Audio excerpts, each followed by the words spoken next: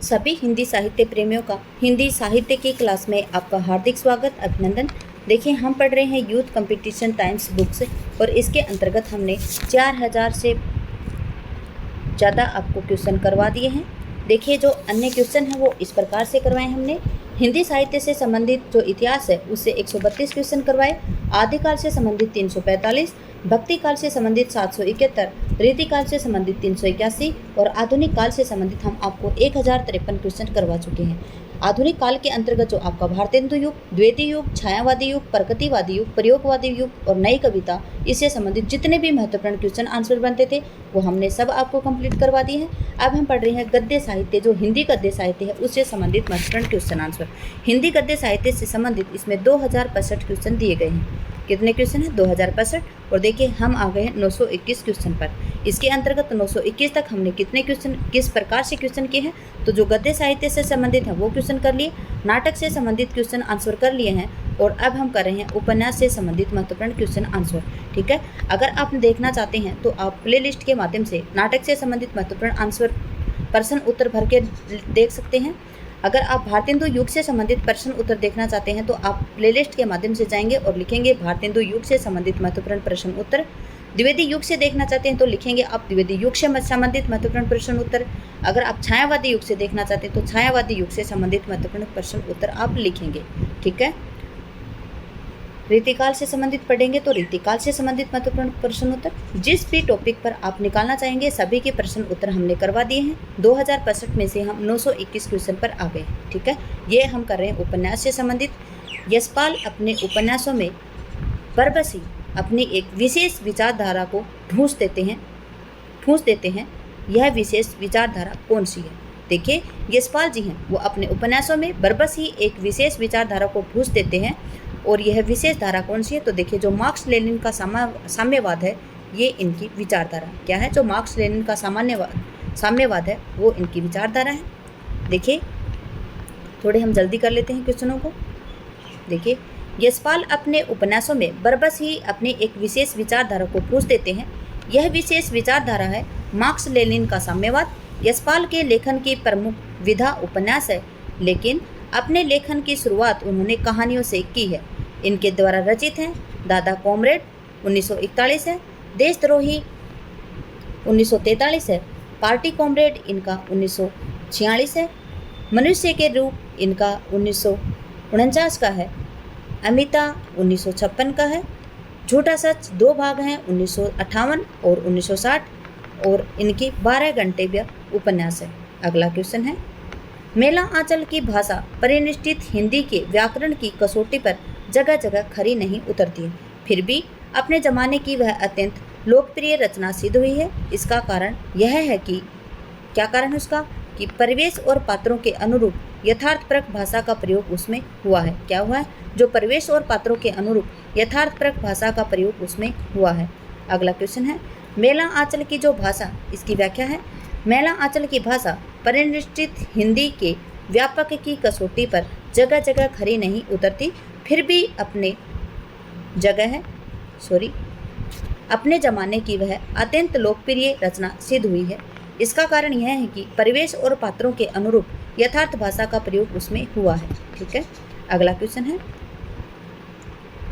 बामन ने 2 आज़ाद देशों की, हिंदुस्तान और पाकिस्तान की ईमानदारी को, इंसानियत को बस 2 डंग में नाप लिया। यह कथन किसका है? देखिए, बामन ने 2 आज़ाद देशों की, हिंदुस्तान और पाकिस्तान की ईमानदारी को, इंसानियत को बस 2 डंग में नाप दिया, ये किसका कथन है? तो फणीश्वर नाथ रेणु जी का ये कथन है।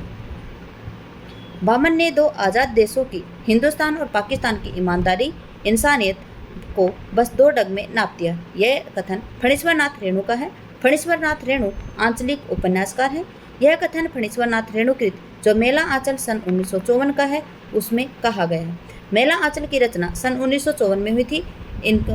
इसमें पूर्णिया जिले के मेरीगंज गांव की कथा है।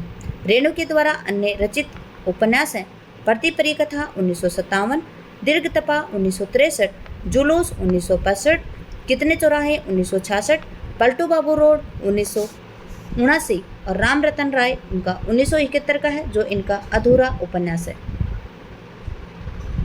अगला है, कितने ही सिद्धांत जो एक जमाने में सत्य समझे जाते थे आज असत्य सिद्ध हो गए, पर कथाएं आज भी उतनी ही सत्य हैं क्योंकि उनका संबंध मनोभावों से है।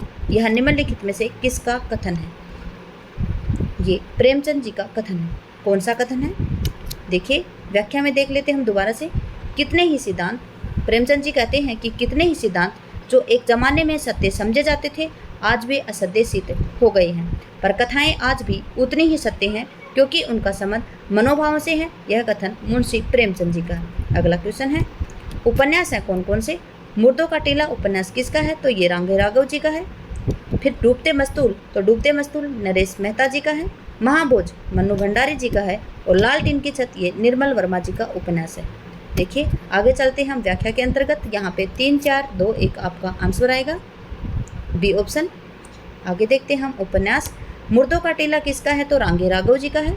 डूबते मस्तूल नरेश मेहता जी का है। महाभोज मन्नू भंडारी जी का है। और लाल टीन की छत निर्मल वर्मा जी का उपन्यास है। अगला क्वेश्चन है, चंद्रकांता उपन्यास के संबंध में असत्य कथन आपको बताना है।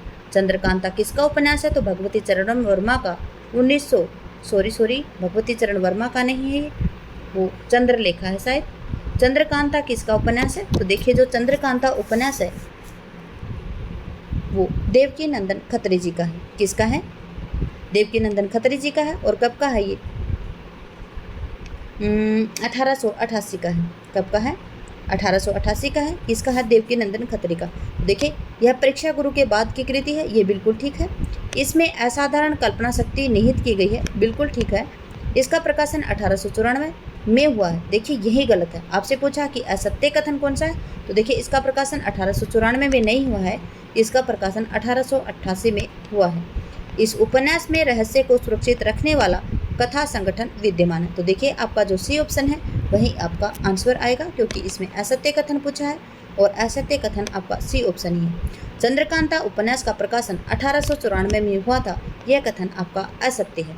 चंद्रकांता उपन्यास का प्रकाशन सन 1888 को हुआ था और इनके लेखक देवकी नंदन खत्री हैं, जबकि परीक्षा गुरु 1882 के बाद की ये कृति है, ये बिल्कुल ठीक है। इसमें असाधारण कल्पना शक्ति निहित की गई है। इस उपन्यास में रहस्य को सुरक्षित रखने वाला कथा संगठन विद्यमान हुआ है। यह सभी कथन चंद्रकांता उपन्यास के संबंध में सत्य है। देवकी नंदन खत्री के द्वारा रचित उपन्यास कौन से हैं? चंद्रकांता संतति है जो इनका 1994 का है। नरेंद्र मोहिनी इनका 1993 का है। वीर इनका 1995 का है। कुसुम कुमारी 1999 और गुप्त गोदना 1999 नहीं आएगा। चंद्रकांता संतति 1894, नरेंद्र मोहन 1893, वीरेंद्र वीर 1895, कुसुम कुमार 1899 और गुप्त गोदना 1906 का उपन्यास है। ठीक है, अगला क्वेश्चन है, निम्नलिखित में से वृंदावन लाल वर्मा का रचना कौन सी है? वृंदावन लाल वर्मा की रचना पूछी है, तो जो गढ़ कुंडार है ये किसकी है? वृंदावन लाल वर्मा का उपन्यास है। गढ़ कुंडार वृंदावन लाल वर्मा का उपन्यास है। यह उपन्यास विधा की रचना है। इसके द्वारा रचित अन्य उपन्यास हैं विराटा की पद्मनी जो कब का है? सन 1936 का है। इनका लगन 1929 का है।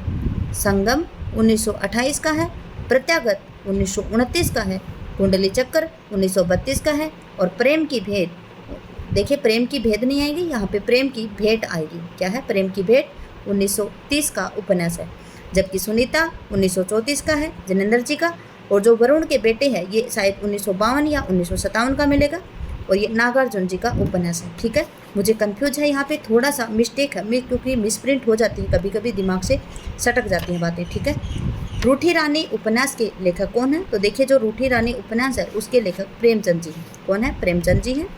सन 1907 में प्रेमचंद जी ने रूठी रानी नामक ऐतिहासिक उपन्यास की रचना की थी, जो असरारे मुआविद प्रेमचंद का प्रथम उपन्यास है। प्रेमचंद का हिंदी में मूल रूप से लिखा गया प्रथम उपन्यास कायाकल्प है। ठीक है, कायाकल्प इनका 1926 का उपन्यास है। ठीक है, निम्नलिखित कृतियों में से कौन उपेंद्र नाथ अश्क जी की कृति नहीं है? कौन सी नहीं? जो शतरंज की मोहरे हैं ये उपेंद्र नाथ अश्क जी की कृति नहीं है, क्योंकि शतरंज की मोहरे है ये 1959 की रचना है। और किसकी है? ये अमृतलाल नागर जी का उपन्यास है। किसका है? जो शतरंज की मोहरे 1959 अमृतलाल नागर जी का उपन्यास है। देखिए शतरंज की मोहरे है, ये कब का है? सन 1959 का उपन्यास है। और किसका है ये? अमृतलाल नागर जी का उपन्यास है, न कि उपेंद्र नाथ अश्क जी का। जबकि जो सितारों के खिलाड़ी है 1937 का है। गिरती दीवारें 1947 है। गरम राख 1952 है। बड़ी बड़ी आंखें 1955। पत्थर अलपत्थर 1957। शहर में घूमता आईना 1963। एक रात का नरक 1968। एक नन्ही कंदील 1969। और बांधो ने नाव इस ठाव, देखिए ये 1980 का है। और एक बांधो ने नाव इस ठाव बंधु, ये एक कृति है, मतलब कविता है ये। और निमेषा 1980। और पलटती धारा 1997, ये अश्क द्वारा रचे गए उपन्यास है। ठीक है, हर एक रचना का मैंने आपको रचना काल बताया है। आप वीडियो को रोककर उस रचना का लिख भी सकते हैं। बेताल पच्चीसी उपन्यास के लेखक का कौन है? तो देखिए जो सोमदेव भट्ट हैं वो बेताल पच्चीसी उपन्यास के लेखक हैं। बेताल पच्चीसी उपन्यास के लेखक कौन है? सोमदेव भट्ट। बेताल द्वारा सुनाई गई रोचक कहानियों का संग्रह है। देखिए जो बेताल पच्चीसी है ये उपन्यास है और किसका है? सोमदेव भट्ट जी का है। और इसमें बेताल के द्वारा सुनाई गई जो रोचक कहानियां हैं उसका संग्रह है, जो अपने अनेक गूढ़ रहस्य छिपाए गए हैं इसमें। ये कहानियां छल द्वेष को छोड़कर न्यायप्रिय बनने और कर्म धर्म के मार्ग पर चलने की प्रेरणा देती है। यह मिथक, इतिहास, यथार्थ, फैंटेसी और सच्चाई, इंद्रजाल का आदि का अनूठा संगम मिलता है। ठीक है, निम्नलिखित में से किस उपन्यास में मृणाल की आत्म पीड़ा का चित्रण हुआ है? तो देखिए जो जैनेन्द्र जी की त्यागपत्र है इसमें मृणाल की आत्म पीड़ा का वर्णन इसमें हुआ है। और ये कब का है? सन 1937 का है। किसका है ये? जैनेन्द्र जी का है। अपने अपने अजनबी ये 1961 का है। और किसका है? अज्ञे जी का है। पुनर्नवा सन 1973 का है। और किसका है? हजारी प्रसाद द्विवेदी का। अगला है जैनेन्द्र के जो त्यागपत्र है वो मृणाल, तो त्यागपत्र कब का? सन 1937 का। मृणाल नामक एक भाग्यहीन युवती की आत्म पीड़ा का उसमें वर्णन किया गया। इस उपन्यास का प्रकाशन सन 1937 है। अपने बुआ मृणाल की पीड़ा को दूर करने में असफल प्रमोद जज के पद से त्यागपत्र देकर आजीवन प्रायश्चित करता है। जैनेन्द्र कुमार को मनोविश्लेषणवादी उपन्यास का जनक माना जाता है। निम्नलिखित में से कौन सा उपन्यास गोपाल दास गैमरी द्वारा लिखित है?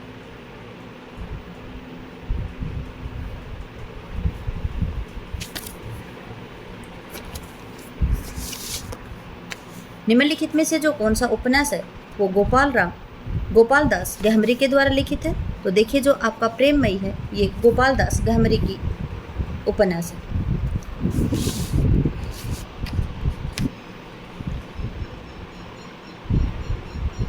प्रेममयी जो गोपाल राम गहमरी है उसका एक रचित उपन्यास है। गहमरी को जासूसी उपन्यास लिखने के लिए जाने जाते हैं। अगर आपसे पूछा जाए गोपाल राम गहमरी का जन्म कब को हुआ था, तो 1861 को इनका जन्म हुआ था। इनके द्वारा जासूसी उपन्यास है अद्भुत लाश जो इनका 1896 का है। फिर बेकसूर को फांसी जो इनका 1900 का है।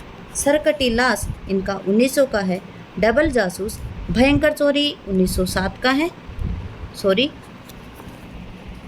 1901 का है। फिर उसके बाद में खूनी की खोज 1900 है। और इनका गुप्त भेद 1913 का उपन्यास है। उसके बाद में है निसहाय हिंदू जो भारतेंदु युगीन लेखक राधा कृष्ण दास का और श्यामा स्वपन जगमोहन सिंह का है।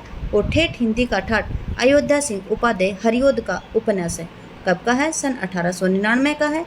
और इनका अधखिला फूल भी उपन्यास है किसका? अयोध्या सिंह उपाध्याय हरिओद का, और वो 1907 का है। कब का है? इनका अधखिला फूल 1907 का है। इसके बाद में है निम्नलिखित में से कौन सा उपन्यास यशपाल के द्वारा रचित नहीं है? दादा कामरेड है और अमिता भी है और झूठा सच भी है। जबकि जो पूर्वा पर है ये इनका नहीं है। कौन सा नहीं है? पूर्वा पर इनका नहीं है। तो यहाँ पे आपका आंसर आएगा जो पूर्वा पर है ये इनका उपन्यास नहीं है यशपाल जी का। देखिए दादा कॉमरेड 1941 का है और झूठा सच 2 भागों में है 1958 और 1960। अमिता इनका 1956 का उपन्यास है। पूर्वापर यशपाल जी के द्वारा रचित नहीं है, जबकि ये रमेश चंद्र शाह के द्वारा रचित उपन्यास है। रमेश चंद्र शाह द्वारा रचित अन्य उपन्यास हैं गोबर गणेश, किस्सा गुलाम, आखिरी दिन और पुनर्वास। गोबर गणेश किस लेखक का उपन्यास है? तो अभी आया था, ये किसका है? तो ये रमेश चंद्र शाह जी का उपन्यास है।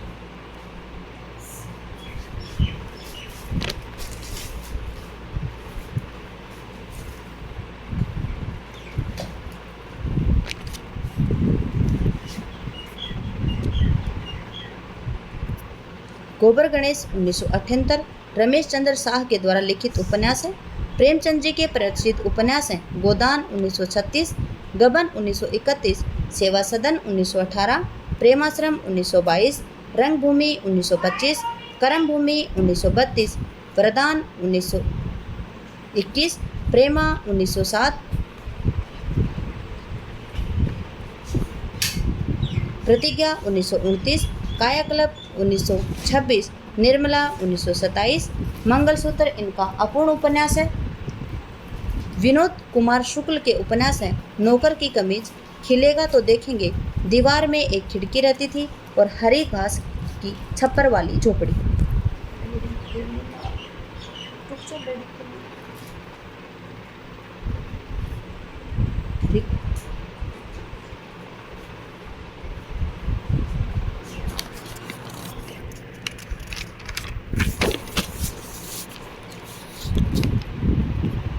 अगला क्वेश्चन है, निम्नलिखित में से मृदुला गर्ग का उपन्यास कौन सा है? तो देखिए, मृदुला गर्ग का उपन्यास है मैं और मैं 1984 में मृदुला गर्ग के द्वारा लिखित उपन्यास है। इनके अन्य उपन्यास हैं अनित्य, उसके हिस्से की धूप, कठगुलाब, चित कोबरा, मिलजुल मन, वंशज, कर्क रेखा शशि प्रभा की तथा पीली आंधी प्रभा खेत का उपन्यास है। निर्मल वर्मा के उपन्यास हैं इसमें से पटरंगपुर पुराण, लेकिन दरवाजा, खिलेगा तो देखेंगे और अंतिम अरण्य। तो यहाँ पे निर्मल वर्मा का उपन्यास है अंतिम अरण्य, जो 2000 का उपन्यास है।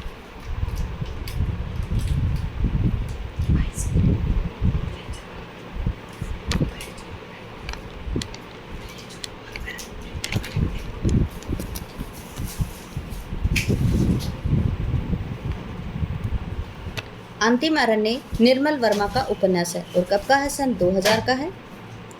इनके अन्य उपन्यास हैं वेदिन 1964, एक चिथड़ा सुख 1979, लालटेन 1974, रात का रिपोर्टर 1989 और सटरंगपुर पुराण मृणाल पांडे का, लेकिन दरवाजा पंकज बिष्ट का और खिलेगा तो देखेंगे विनोद कुमार शुक्ल का उपन्यास है। अगला क्वेश्चन है, सिख अमलदारी को उखाड़ती हुई ब्रिटिश साम्राज्यशाही का चित्रण किस उपन्यास में हुआ है? तो देखिए, जो मैयादास की माड़ी है सन 1988 का इसमें हुआ है। सिख अमलदारी को उखाड़ती हुई ब्रिटिश साम्राज्यशाही का चित्रण मैयादास की माड़ी उपन्यास में हुआ है। यह भीष्म साहनी का लिखित उपन्यास है। झरोखे तमस, झरोखे 1967 का है, तमस 1973, बसंती 1980, कुंतो 1993, नीलू नीलिमा नीलोफर ये 2000 का उपन्यास है। फणीश्वरनाथ रेणु के किस उपन्यास में पूर्वी पाकिस्तान से विस्थापित होकर बिहार के पूर्णिया जिले में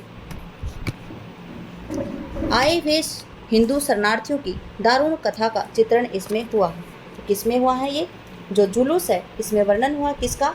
फणीश्वरनाथ रेणु का उपन्यास है, जिसमें पूर्वी पाकिस्तान से विस्थापित होकर बिहार के पूर्णिया जिले में जो आए हुए हिंदू शरणार्थी हैं उनकी दारुण कथा का वर्णन है इसमें। तो ये जुलूस में है। फणीश्वरनाथ रेणु का जो जुलूस उपन्यास है उसमें पूर्वी पाकिस्तान से विस्थापित होकर बिहार के पूर्णिया जिले में आए हुए शरणार्थियों की दारुण कथा का चित्रण है। मेला आंचल की भांति ही इसमें भी आंचलिकता की जो विशेषताएं हैं वो विद्यमान है। पृथ्वी परिकथा जो इनकी 1957 की है। पलटू बाबू रोड 1979 का इनका उपन्यास है। मेला आंचल 1954 का इनका पूर्णिया जिले के मेरीगंज गांव की कथा है, जबकि परिकथा में 1957 का है पूर्णिया जिले का परानपुर गांव की कथा इसमें वर्णित है। सोने घाटी का सूरज उपन्यास के लेखक कौन है? तो सोने घाटी का सूरज उपन्यास के लेखक है श्रीलाल शुक्ल जी।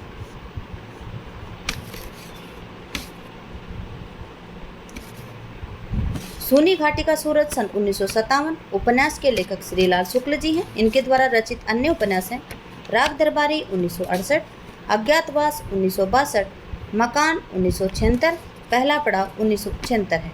काम और राम का द्वंद्व किस उपन्यास में मिलता है? मानस का हंस है, उसमें काम और राम का द्वंद्व उपन्यास में मिलता है। ठीक है, किस में मिलता है? काम और राम का द्वंद्व अमृतलाल नागर का जो उपन्यास है मानस का हंस, कब का है? सन 1972 का है।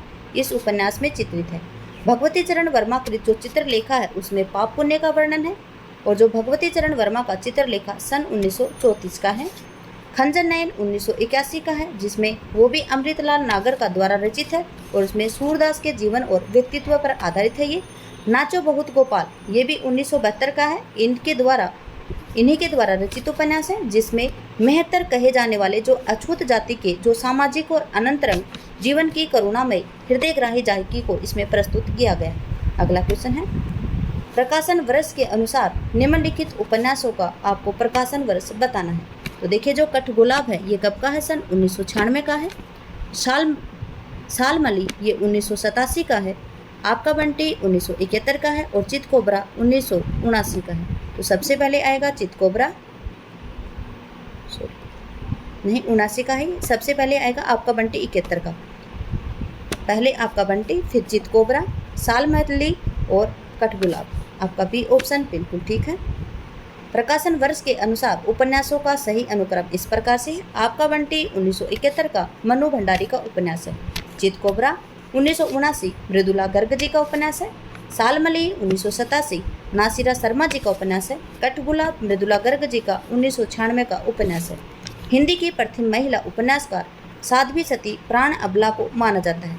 ब्रजरतन दास के अनुसार इनका मूल नाम मल्लिका देवी था। अगला क्वेश्चन है, निम्नलिखित पात्रों को उनके उपन्यासकारों के अनुसार उपन्यासों के साथ आपको सम्मिलित करना है। लाला मदन मोहन पात्र था परीक्षा गुरु का।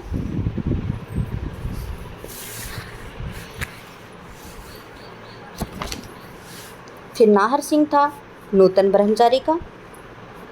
फिर उसके बाद में है लाला भगवान दास, ये है वामा शिक्षक के। और वासुदेव शास्त्री ये भाग्यवती उपन्यास के। देखिए, हम सीधा देख लेते हैं इसके उपन्यासकार। लाला मदन मोहन परीक्षा गुरु लाला श्रीनिवास दास जी का है। नाहर सिंह नूतन ब्रह्मचारी बालकृष्ण भट्ट जी का है। नूतन ब्रह्मचारी शायद इनका 1887 का है। नहीं बताएंगे हम आपको, पता नहीं, ये गलत भी हो सकता है। लाला भगवान दास वामा शिक्षक मुंशी ईश्वरी प्रसाद का है। वासुदेव शास्त्री भाग्यवती सरदाराम फिलोरी जी का उपन्यास है। अगला क्वेश्चन है, विश्वनाथ प्रसाद निम्नलिखित में से किस उपन्यास के पात्र हैं? जो विश्वनाथ प्रसाद है ये मैला आंचल के पात्र हैं। किसके पात्र हैं? मैला आंचल के। विश्वनाथ प्रसाद मैला आंचल उपन्यास के पात्र हैं। ये इस उपन्यास में तहसीलदार हैं। मैला आंचल सन 1954 का फणीश्वर नाथ रेणु का आंचलिक उपन्यास है। इस उपन्यास को पूर्णिया जिले के मेरीगंज गांव की कथा वर्णित है। रेणु के उपन्यास है प्रतिपरी कथा जो 1957 का है। दीर्घ तपा इनका 1963 का है। जुलूस 1965 और कितने चौराहे 1966 का उपन्यास है। अगला है, बाल वयसंधि और किशोर मन का मनोवैज्ञानिक अंकन किस उपन्यास में हुआ है? तो देखिए, जो बाल वयसंधि और किशोर का शेखर एक जीवनी जो अज्ञे जी का उपन्यास है उसमें हुआ है। इसके 2 भाग प्रकाशित हुए हैं। पहला भाग सन 1941 और दूसरा भाग सन 1944 को प्रकाशित हुआ था। ठीक है, देखिए, बाल वयसंधि और किशोर मन का मनोवैज्ञानिक अंकन सच्चिदानंद हीरानंद वात्सन अज्ञे के उपन्यास शेखर एक जीवनी में हुआ था। अज्ञे के उपन्यास शेखर एक जीवनी भाग 1 1941 और भाग 2 1944 को। नदी के द्वीप इनका 1951 है और अपने अपने अजनबी 1961 है। आलोचकों ने शेखर एक जीवनी की आलोचना प्रकाशमान पुच्छल तारा कहकर, देखिए, जो प्रकाशमान पुच्छल तारा कहकर इसको पुकारा है।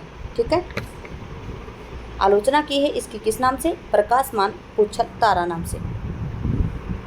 निम्नलिखित पात्रों को उनसे संबंध उपन्यासों के साथ आपको मिलाना है। जयदेवपुरी ये किसके पात्र हैं? झूठा सच के पात्र हैं। कौन? जयदेवपुरी। चंद्रमाधव किसके पात्र हैं? तो देखिए जो चंद्रमाधव पात्र हैं वो नदी के द्वीप के हैं। और फूल बाबू किसके पात्र हैं? तो बलचनामा के पात्र हैं ये। और जो निर्गुणिया है ये किसके पात्र हैं? तो निर्गुणिया नाचो बहुत गोपाल की पात्र है। ठीक है, देखिए जयदेवपुरी है ये झूठा सच। झूठा सच के दो भाग हैं, पहला भाग 1958 और दूसरा भाग 1960। और किसका उपन्यास है? ये यशपाल जी का। चंद्रमाधव नदी के द्वीप कब का है? सन 1951 का और अज्ञे जी का उपन्यास है। फूल बाबू बलचनामा ये नागार्जुन जी का उपन्यास है। और निर्गुणिया नाचो बहुत गोपाल ये 1972 का अमृतलाल नागर जी का उपन्यास है। ठीक है, बलचनामा कब का है? तो सन 1952 का उपन्यास है। कब का है? बलचनामा सन 1952 का उपन्यास है। मैला आंचल का प्रकाशन कब हुआ था? सन 1954 को मैला आंचल का प्रकाशन हुआ था। मैला आंचल उपन्यास का प्रकाशन सन 1954 को हुआ था। ये आंचलिक उपन्यास है। इसमें पूर्णिया जिले के मेरीगंज गांव की कथा वर्णित है। देखिए इनके उपन्यास हैं परती परी कथा 1957, दिग्तपा 1963 और जुलूस 1965, कितने चौराहे 1966, पलटू बाबू रोड 1979, राम रतन राय 1971 इनका अपूर्ण उपन्यास है। गोदान में होरी की बेटी का क्या नाम है? सीलिया, झुनिया, सोना और धनिया। तो देखिए जो सोना है वो पात्र है किसकी? गोदान उपन्यास की। और ये किसकी बेटी है? तो ये होरी की बेटी है। गोदान उपन्यास सन 1936 में प्रेमचंद जी का अंतिम पूर्ण उपन्यास है। प्रेमचंद का श्रेष्ठ उपन्यास गोदान सन 1936 में नायक होरी की दो बेटियां हैं। एक बेटी का नाम सोना है और छोटी बेटी का नाम रूपा है। गोदान की अन्य पात्र हैं धनिया, गोबर, झुनिया, भोला, राय साहब, मेहता, मालती, खन्ना और दाता देवी। अगला है धरती माता का प्यार झूठा नहीं फिर खेलो में जिंदगी में झूमेगी। धरती माता का प्यार झूठा नहीं फिर खेलों में जिंदगी झूमेगी। आषाढ़ के बादल बजा रहे हैं मादल, बिजली नाच रही है तुम भी नाचो। ये पंक्तियाँ किस कृति से ली गई हैं? तो ये कृतियाँ किसकी हैं? मैला आंचल। और मैला आंचल सन 1954 का उपन्यास है। देखिए यहाँ पे जो परती परी कथा आया है ये भी 1957 का उपन्यास है। किसका है? फणीश्वरनाथ रेणु का। और जो आषाढ़ का एक दिन है ये उपन्यास नहीं है, ये नाटक है। और ये किसका नाटक है? तो ये मोहन राकेश का सन 1958 का नाटक है। दी गई पंक्तियाँ धरती माता का प्यार झूठा नहीं फिर खेतों में जिंदगी झूमेगी, आषाढ़ के बादल बजा रहे हैं मादल, बिजली नाच रही है तुम भी नाचो। रेणु द्वारा लिखित जो आंचलिक उपन्यास है वो मैला आंचल से लिया गया है। ये कथन गोदान के संदर्भ में कौन सा तथ्य गलत है? गोदान महाजनी सभ्यता की गाथा है। उपन्यास में मूलतः मालती की कथा है। मानवीय त्रासदी का भाष्य है। गोदान सामाजिक शोषण में लैंडस्केप है। देखिए यहाँ पे आएगा जो उपन्यास है वो मूलतः मालती की कथा है। क्या है इसमें? मूलतः ये मालती की कथा है। गोदान उपन्यास के संदर्भ में गलत तथ्य पूछा था आपसे। और ये गलत तथ्य कौन सा आएगा? जो मूलतः मालती की कथा है ये इसमें ऑप्शन गलत है, क्योंकि इसका मूलतः होरी नामक किसान पात्र है और उसके माध्यम से ये तीनों तथ्य ही बिल्कुल उसकी पुष्टि करते हैं। गोदान का रचनाकाल क्या है? तो गोदान का रचनाकाल सन 1935-36 है।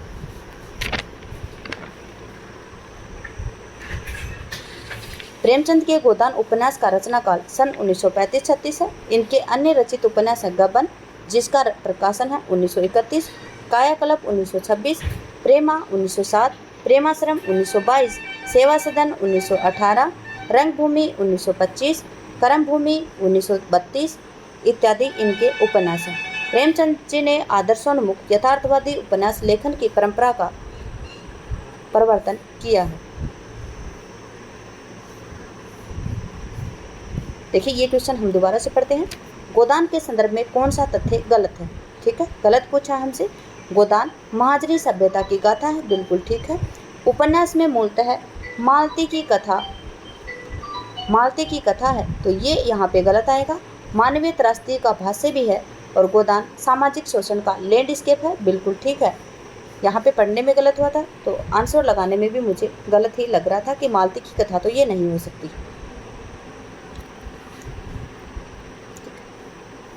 मेला आंचल में पूर्णिया के किसी गांव में रहकर डॉक्टर प्रशांत किस संबंध में रिसर्च करना चाहता था? तो देखिए, मलेरिया और जो काला आजार है उनके संबंध में ये रिसर्च करना चाहते थे। कौन? डॉक्टर प्रशांत। डॉक्टर प्रशांत को किससे प्यार हुआ था? तो कमली से प्यार हुआ था। मेला आंचल उपन्यास में डॉक्टर प्रशांत मलेरिया और काला आजार जिसे रोग कहते हैं इसके संबंध में रिसर्च करना चाहते थे। यह फणीश्वर रेणु का उपन्यास है। इसे हिंदी साहित्य का प्रथम आंचलिक उपन्यास भी माना जाता है। अगला क्वेश्चन है, 19वीं सदी में नवजागरण के दौरान किस लेखक का हिंदी गद्य के विकास में योगदान नहीं रहा? देखिए, जो भीष्म साहनी है उनका योगदान नहीं था, क्योंकि भीष्म साहनी 20वीं शताब्दी के थे, ठीक है, जबकि भारतेंदु हरिश्चंद्र, प्रताप नारायण मिश्र और बाल मुकुंद गुप्त तीनों ही 19वीं शताब्दी के गद्य लेखक थे। 19वीं सदी नवजागरण के दौरान भीष्म साहनी का कोई योगदान नहीं रहा, क्योंकि साहनी जी 20वीं सदी के लेखक थे, जबकि भारतेंदु, प्रताप नारायण मिश्र और बाल मुकुंद गुप्त का योगदान इसमें रहा है। गोदान की भाषा के संदर्भ में कौन सा वाक्य गलत है? देखिए, यहाँ पे देखेंगे क्या है, गलत है। भाषा का सटीक और सार्थक प्रयोग, व्यंजना पूर्ण प्रयोग, कठिन भाषा, सरल और बोलचाल की भाषा। देखिए, यहाँ पे कठिन भाषा आएगा, क्योंकि इसका ऑप्शन बिल्कुल ठीक है, कठिन भाषा ही आएगा, क्योंकि गलत पूछा है, क्योंकि इसकी भाषा कठिन भाषा नहीं है। गोदान उपन्यास की भाषा के संदर्भ में गलत कथन है कठिन भाषा, जबकि अन्य तीनों जो कथन है वो बिल्कुल सही है। गोदान की भाषा सटीक और सार्थक है, इस सरल बोलचाल की भाषा है और व्यंजनापूर्ण शैली में इसका प्रयोग हुआ है। यथार्थवादी उपन्यासों में किस दृष्टि की प्रधानता रहती है? परंपरा केंद्रित, व्यक्ति केंद्रित, वस्तु केंद्रित और रूप केंद्रित। तो देखिए, जो वस्तु केंद्रित है उसकी भूमिका रहती है। जिसमें जो यथार्थवादी उपन्यास है उसमें किसकी भूमिका रहती है? तो वस्तु केंद्रित होता है उसकी भूमिका रहती है। यथार्थवादी उपन्यासों में वस्तु केंद्रित दृष्टि की प्रधानता रहती है। शेष व अन्य कथन है वो असंगत हैं। प्रमुख यथार्थवादी उपन्यासकार प्रेमचंद और विश्वम्बर नाथ शर्मा थे। महाराज, घर में न गाय है, न बचिया है, न पैसा, यही पैसे हैं, यही उनका गोदान है। गोदान में यह कथन किसका है? तो अंतिम समय में जब प्रेमचंद जी यानी होरी की मृत्यु होने लगती है तब ये धनिया का कथन है। महाराज, घर में न गाय है, न बचिया है, न पैसा, यही पैसे हैं, यही इनका गोदान है। गोदान उपन्यास में यह कथन होरी की पत्नी धनिया का होरी की मृत्यु पर कहा गया कथन। गोदान के अन्य पात्र हैं होरी, धनिया, गोबर, झुनिया, भोला राय साहब, मेहता, मालती, खन्ना, दाता दिन और गोविंदी। मेला आंचल में कमली का डॉक्टर प्रशांत से क्या संबंध था? तो देखिए, हमने पहले ही बता दिया था आपको, ये प्रेमिका थी डॉक्टर प्रशांत की। मेला आंचल उपन्यास में कमली है वो डॉक्टर प्रशांत की प्रेमिका थी।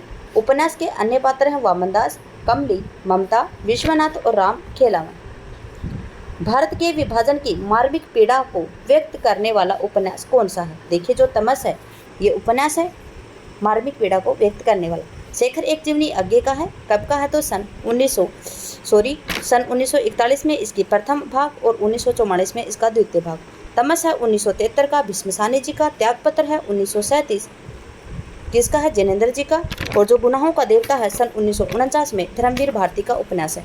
देखिए, धर्मवीर भारती जी के दो उपन्यास है, गुनाहों का देवता और सूरज का सातवां घोड़ा। इनका गुनाहों का देवता सन 1949 का है, ठीक है, और जो इनका सूरज का सातवां घोड़ा सन 1952 का है, ठीक है।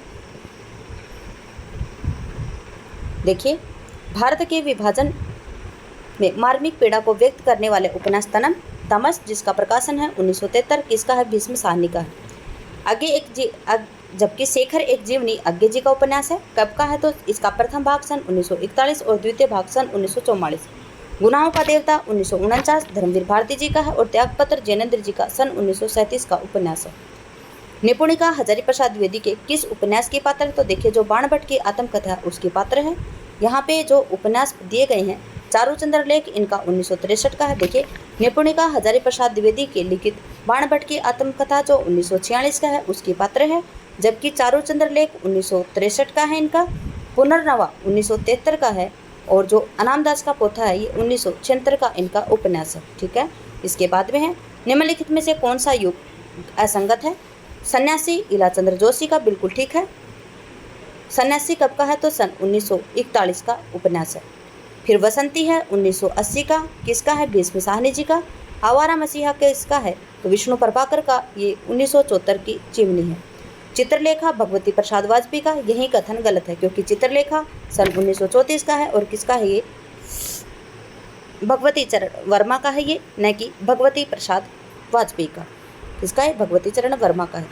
देखिए असंगत युग्म कौन सा, चित्रलेखा 1934 का, भगवती प्रसाद वाजपेयी का असंगत कथन है। ठीक है, क्योंकि संगत इसका कौन सा आएगा, भगवती चरण वर्मा का चित्रलेखा उपन्यास है।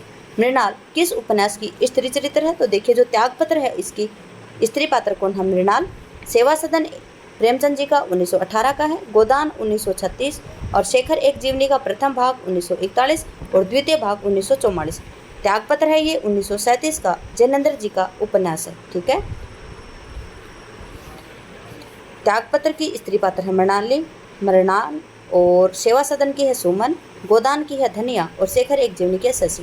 त्यागपत्र 1937, सेवा सदन 1918, गोदान 1936, शेखर एक जीवनी का प्रथम भाग 1941 और द्वितीय भाग सन 1944। इसी के साथ में हम करते हैं क्लास का समापन। कक्षा में बने रहने के लिए आप सभी का धन्यवाद। आपका दिन शुभ रहे। जय हिंद, जय भारत, जय जवान, जय किसान।